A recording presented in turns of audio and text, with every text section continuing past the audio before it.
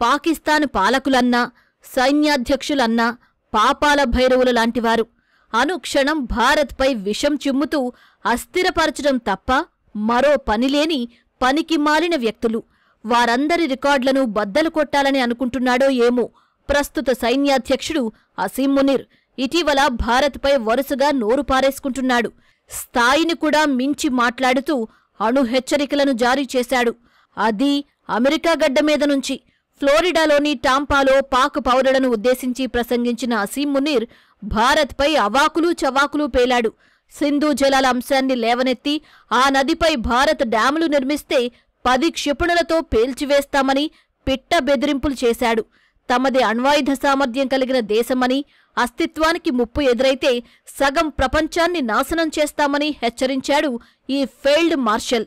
భారత్ హైవేపై వస్తున్న ఓ Mercedes car లాంటిదని, పాక్ మాత్రం కంకరతో నిండిన ఓ డంపు లాంటిదని ఏవేవో పోలికలు తెచ్చాడు. కారు వచ్చి లారీని ఢీకొంటే ఎవరికి నష్టమంటూ స్థాయికి మించి వ్యాఖ్యలు చేశాడు అసీం మునీర్.